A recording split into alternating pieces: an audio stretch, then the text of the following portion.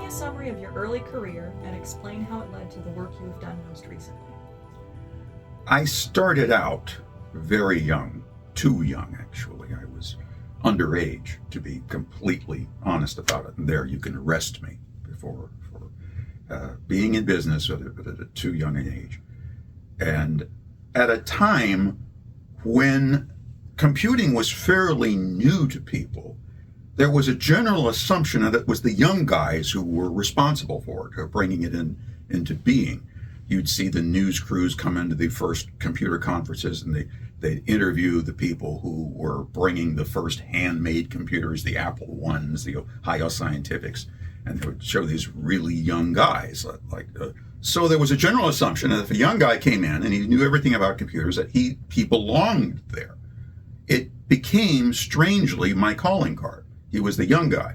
He could represent all the new methods. So as a consultant, there could be people who were coming into a bank or a law office, attorneys at law, or a small, like a regional college, and they're talking about replacing their computer equipment. And I'd be the kid. I'd be the guy who came in and say, okay, well, somebody who's representing what does that say? Apple computer? There's a company in town that represents Apple Computer. It's called High Technology Incorporated. And this kid will come in and he'll show us how to do this. It's called Apple II, the personal computer. See it at High Technology, the computer store. This is a toy. This can't possibly work. And then it would crunch numbers, and they would see the spreadsheet for the first time in their lives. And they would say, how does that work? What did you do? What did you do to make it do that? That crunched numbers. That takes days. And the people were so excited. So I'd start to explain to them how did they do that. I said, wait. Could you write that down? Could you give us I'll tell you what, give us a report. Come back tomorrow. Give us a report. Tell us what you just told me. And I'm going to bring in the directors, and we're going to look at this. And this is going to be so exciting. My very first presentation to an audience made up of my own clients as a professional consultant was in 1985 in downtown Oklahoma City, in this building, originally the Braniff Airlines building, now the offices of Crow and Dunleavy business attorneys. The mayor of the city was a senior partner here. He still is. One of the junior partners hired me to pitch the idea of replacing their old computers with new ones, along with this emerging concept called a local area network. They're old computers, and I'm going from memory here, but this is what I recall. They were in the basement.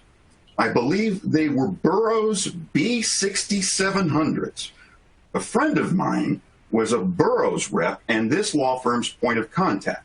Now, the next year, Burroughs became Unisys, a lot of folks know, and they would try to get Crow and Dunleavy to trade up.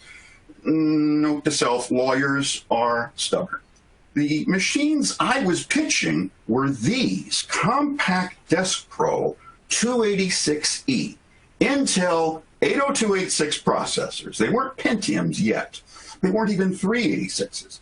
They came with Novell NetWare, the very first editions of Novell NetWare.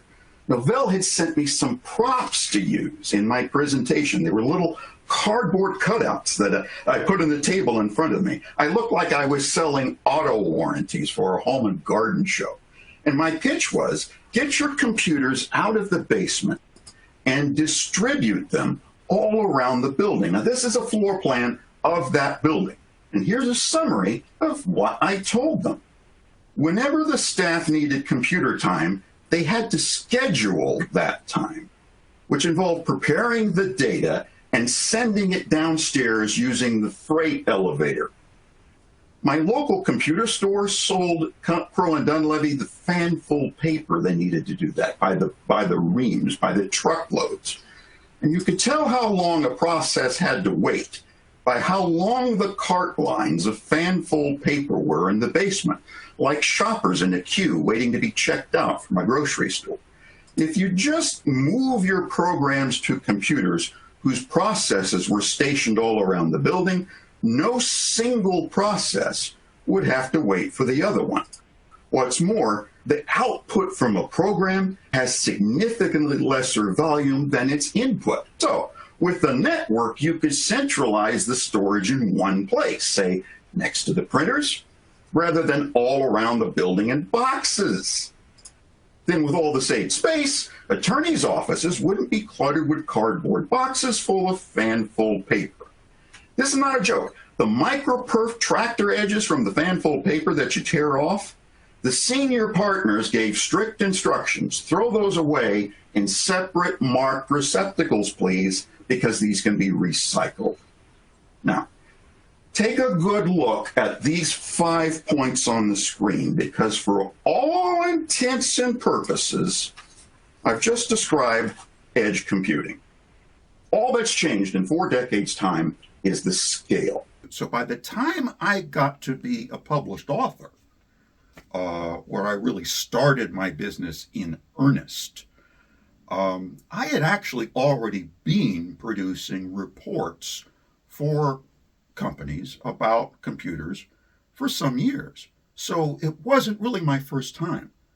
So I got to be a published columnist in the big magazine, very big magazine, literally this big, Computer Shopper.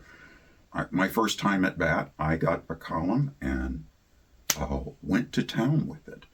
And they used me because, well, it was a huge magazine. It had hundreds of pages of ads. There was no internet. So this was your computer advertising. So they needed articles big enough to fit the ad space. That could start on page 193, that could say continued on page 251, then they could say continued on page 384. And I'm not making this up about the page numbers. So they say, Scott, can you write us 5,000 words about that? Simple, easy. I was like, 5,000, 7,500, 8,000 words, not a problem. And then we started holding our first meetings about, well, who are we really writing this for? What is this all about? Who is our reader? And we started doing a refinement on that.